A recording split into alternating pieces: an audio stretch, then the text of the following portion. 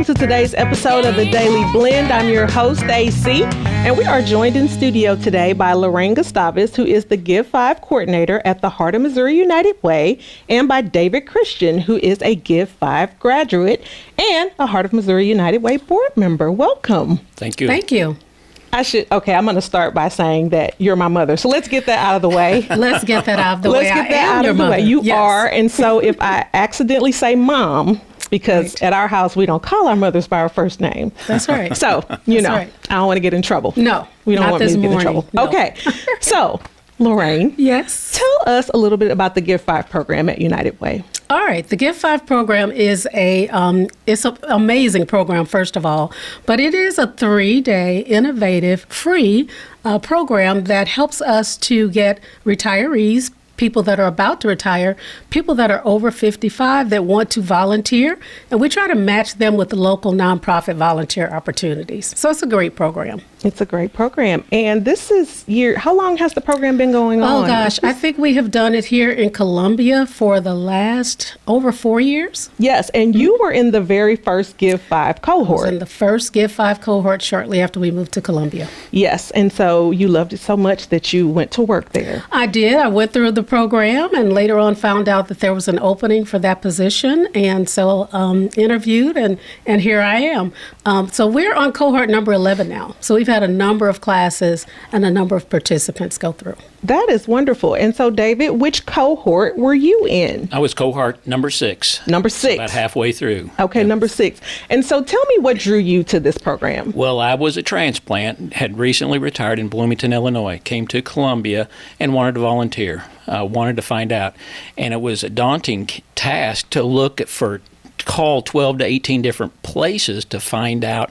So I was searching for a place that had all of the opportunities, and I found the Give 5 program and signed up for it and was accepted to join that group. And that saved me a tremendous amount of time because we visited about 18 different sites. We had another 10 places come in and tell us about their programs. So it was perfect for me. It was exactly what I needed. And it, like I said, it saved me a tremendous amount of time. That is a very good point. It saves you a tremendous amount of time if you're looking for a place to volunteer. So tell us a little bit. It's kind of a crash course in the nonprofits. It really is. And I tell some of the participants, I say, it's almost like drinking out of a fire hose. There's so much because we do have speakers come in through a typical day. We have speakers that come in. They may discuss some of the challenges in Columbia. And after they speak, we, of course, do lunch and that whole thing. But then we board a shuttle and we all go to maybe 2 or 3 nonprofits to visit so that they can get a behind-the-scenes look at what really happens at those nonprofits and meet the people who are making it happen for other people in our community every day. That's wonderful. And then what is the process like after they visited the nonprofit? So after, and this particular program now is 3 days. So after they visit those 3 weeks or 1 day a week, then they have an opportunity to choose which nonprofit they might like to volunteer at. It just depends, right? There's so many nonprofits that are doing great things. Some people's heart gets pricked with this type of nonprofit. Some people are in on a different nonprofit, and so they can choose. We only ask that they volunteer at least 5 hours a month for any organization that they've chosen. And I could tell you that most of our volunteers volunteer way more than 5 hours a month. Yeah, hence the name Give 5. Give 5, that's it. I Exactly. think I've just put that together. Right. Someone once called it Take 5. And I said, if you think about there's a group I think called Take 5. But if you think about giving and volunteering, then it's easy to remember Give 5. Okay. And so, David, do you mind me asking, which nonprofit for you felt like the one where you were out learning about them? Right, you bet. Mobility Worldwide. They did some woodworking and put things together, put carts together and sent them overseas. A lot go to Kenya and places where people don't have access to mobility or able to walk.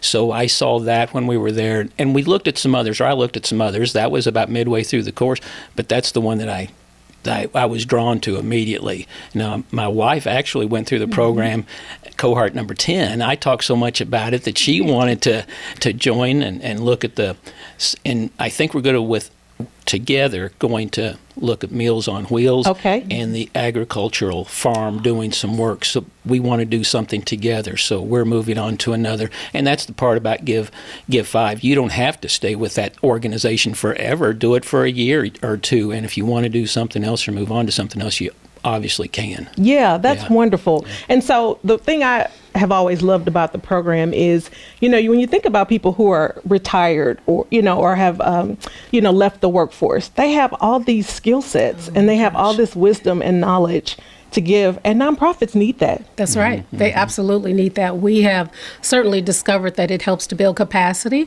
with local nonprofits. Some nonprofits have a number of people working for them. Some may have one or two people, and they need those additional hands. And so, yeah, you're right. Retirees or people that are about to retire, or whoever, they have a wealth of talent, time, treasures, and we want to transfer those skills that they use so effectively in the workforce, and now they're able to kind of pass on some of those things to nonprofits. That's wonderful. And you have a new cohort coming up? We do. We have a new cohort coming up. It starts on April 9th, Thursday, April 9th. Thursday, April 9th. And so if there is somebody watching or listening and they say, that sounds really interesting, I'd like to know more, where can they go to find more information? Well, we would love for them to go to our website. They can do a number of things. They can go to uwheartmo.org, and then they can click on our work and click on Give 5, and there's an interest form that they can fill out, or they can just Google Heart of Missouri United Way, Give 5, and we're right there. That is wonderful. And so I always encourage people, if you have parents